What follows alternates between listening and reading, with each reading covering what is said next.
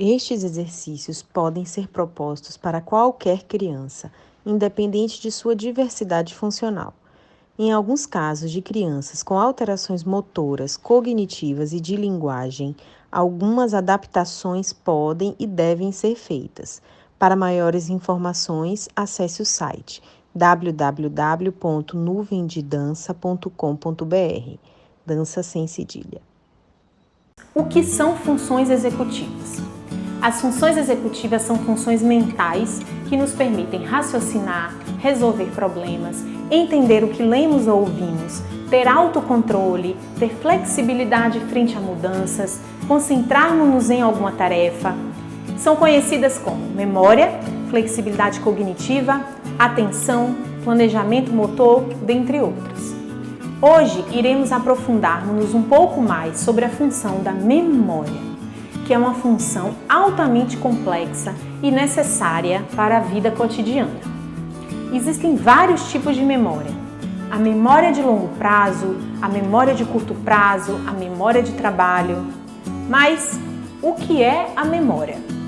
O neurologista Ivan Izquierdo define memória como a aquisição, a formação, a conservação e a evocação de informações. Ele utiliza o termo memórias, no plural, para referir-se a cada uma das experiências possíveis, já que há tantas memórias quanto experiências possíveis. O acervo de nossas memórias faz com que cada um de nós seja um ser único, um indivíduo, pois somos aquilo que recordamos. Todas as experiências sensoriais que vivemos vão se consolidando como memórias. E isso é ainda mais potencializado quando falamos de infância.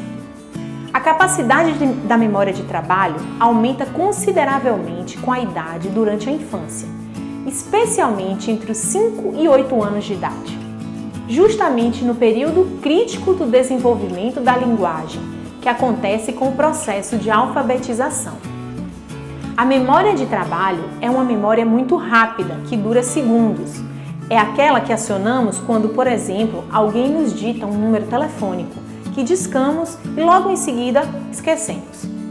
A aprendizagem da leitura não existe sem essa memória. Já se sabe também que a memória não é exata, não é imóvel como uma caixa com lembranças estáticas. Ela é fruto de um sistema de interações e rede de conexões neurais que envolvem não só várias áreas do córtex cerebral, mas todo o sistema sensório-motor em interação com os estímulos do ambiente. A memória não apenas reproduz lembranças, mas as recria. Ela é necessária para a capacidade criativa de projetarmos o futuro ou imagens mentais. Isso reforça a ideia que alguns neurocientistas vêm afirmando de que a memória seria, sim, de alguma forma, um ato de imaginação. Quando se trata de infância, a imaginação é uma condição inicial, uma vez que ela é fundamental na formação de imagens em um cérebro que está em pleno desenvolvimento e criação de um repertório de experiências. Pesquisas recentes em neurociências têm demonstrado que a dança, diferentemente de outros tipos de atividades físicas, mobiliza funções executivas fundamentais para a aprendizagem. Estes estudos estão disponíveis no site nuvemdedança.com.br. É o caso da memória que vamos trabalhar agora com essa sugestão de exercício de dança simples.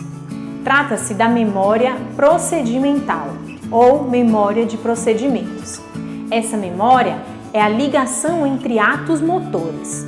É aquela memória que é ativada quando aprendemos um novo ato motor, como por exemplo, nadar ou dirigir. A seguir, faremos a demonstração do exercício de estimulação desta memória a partir da criação e repetição de sequências simples de movimentos.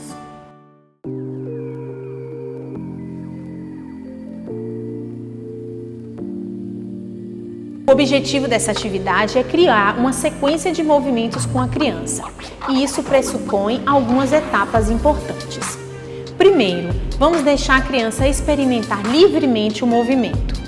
Escolha uma música que ela goste e dance junto com ela, prestando atenção aos seus movimentos. Se você não tiver um espelho, pode fazer esse exercício frente a frente com a criança. Durante este momento lúdico, você pode já ir selecionando alguns movimentos simples que a criança criou e você observou e repetir esses movimentos. Ao final da música, você pode pedir para a criança que escolha 3 movimentos preferidos que ela tenha gostado para que ela memorize e repita. Você fará isso junto com ela. Se ela tiver dificuldades, você deve selecionar os movimentos observados por você e mostrar para ela. Ajude a criança a selecionar e entender os movimentos que ela mesma criou e faça as transições para criar os padrões da sequência. Quando a sequência de movimentos criada vem da própria criança, a tendência é que ela aprenda mais rapidamente, pois aquela informação faz sentido para ela. Afinal, é o movimento criado pelo próprio corpo dela. É importante o adulto conduzir um ritmo, tentando colocar o movimento nos tempos da música. Você deve estar atenta às dificuldades apresentadas, principalmente se estiver com uma criança com deficiência intelectual. Neste caso, você deve simplificar ao máximo a sequência. Comece com sequências simples, usando apenas braços ou pernas e vá aumentando o grau de complexidade de acordo com as respostas da criança. Depois de algumas repetições junto com ela, deixe que a criança tente sozinha.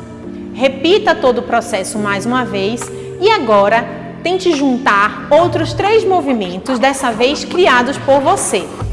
Deve ficar claro que a sequência tem início, meio e fim. Peça à criança que prepare-se para uma pequena apresentação com a música. Esta etapa também é muito importante para a criança, mas deve ser feita apenas quando ela sentir-se pronta e confortável.